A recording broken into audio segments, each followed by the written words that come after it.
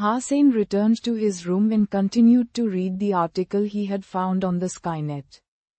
It was a post written by a steel armor shelter member from a long time ago. He was once chased by a creature and had to run into Dark Swamp. Hussein knew about Dark Swamp. It was more than 200 miles in the southwest of Steel Armor Shelter and had lots of poisonous creatures in it. Almost no one would choose to go there. Even the big gangs did not dare to set foot in Dark Swamp. According to the poster, he was in a critical situation and had to escape into Dark Swamp. Fortunately, he eventually passed through Dark Swamp and got out. It had taken him nearly 6 months to go through the swamp, as one could easily sink into the mud. He also had to constantly change his route to avoid all sorts of dangerous creatures. It was indeed a miracle that he could come out. The poster shared a lot of his experience in the Dark Swamp. Once he had walked into a forest where the trees were sparse but very tall and thick, whose trunks would take several people to wrap their arms around.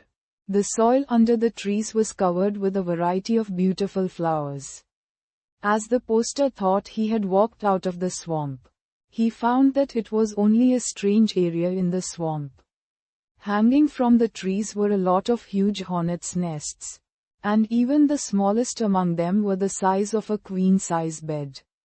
Each hornet flying from the nests were the size of a bat.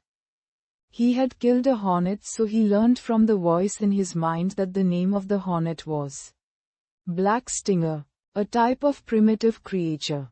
And he was lucky to get its beast soul, which was in the shape of a sharp and poisonous arrow. The beast soul arrow was later purchased by someone with a high price. Although he didn't dare to go into the forest but chose to walk around it, he saw from afar a hornet's nest as big as a house hanging on an especially tall tree. The black stinger flying from that nest was in a red color. He guessed that those red hornets should be mutant black stingers. He had also posted the pictures of the black stinger beast soul that he had taken before he sold it. Indeed, it was a black arrow with an arrowhead the size of a mouse, glowing with a dark luster. You'd know it was poisonous from the look of it. That would be great to have, thought Hussein. If it was before, he wouldn't dare to think about going to Dark Swamp. But now he had beast soul wings, so he could fly into the swamp. In case of any danger, he also had his armor and bloody slayer, so this trip shouldn't be too risky. According to the poster, the poisonous creatures lurking in the mud were the most dangerous ones, and there were not many flying creatures there. He himself had only seen a few primitive carrion birds. I still don't know where the forest is in the swamp. It would take too much time to search for it after I got in the swamp, thought Hussein, who then put the trip on hold and dialed the blacksmith's number and asked him to meet. When they were both at the agreed place, Hussein showed the blacksmith the broken arrow and asked him if he could repair it. The blacksmith said indifferently, "Nope, you could weld the parts together with any welding machine. But the toughness and stability wouldn't be the same. The arrow is wasted. Do you recycle the material? It has 1.2% Z steel, which is worth something, right?" asked Hussein. $5,000, the blacksmith said. "I bought the arrow for $300,000. And the Z steel is only worth $5,000? asked Hussein with his eyes wide. "Or you can keep it," the blacksmith simply said. "Fine. 5,000 it is." Hussein secretly vowed to gain himself a beast soul arrow, as Z steel was not economical at all. He had already known from Su Shaoqiao that the manufacturing cost of Z steel was in fact not high. And it was only expensive because of the monopoly. Hussein gave the arrow parts to the blacksmith, who gave him a 5,000 bill in return. Hussein put away the money and asked, "Do you have better Z steel arrows?" Quote, "When he shot the arrow at the purple-winged dragon, The arrow only went 3 or 4 inches deep and the dragon still died from falling. If they were on the flat ground, he could by no means kill the dragon. So Hussein was not satisfied with this arrow.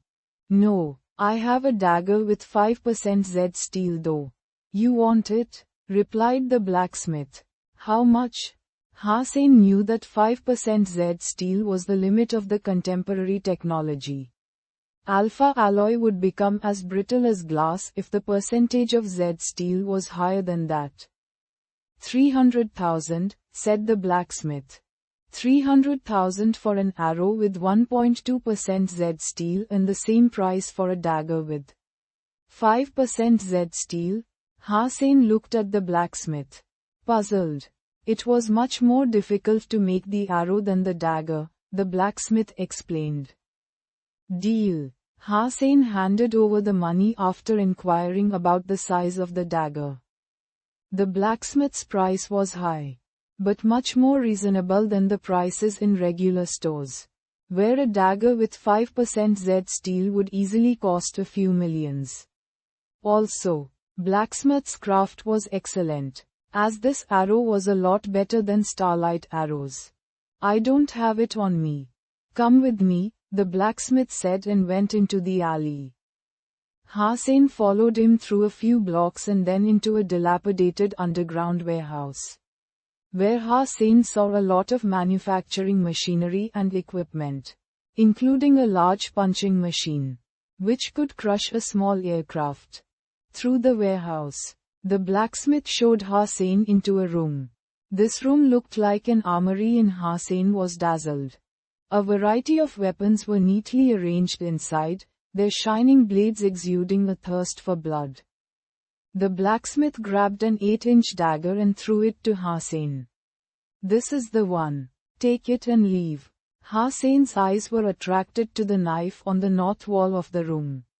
The style of the knife was ordinary, but it was the only weapon on the north wall, while the other 3 walls were fully covered with different weapons.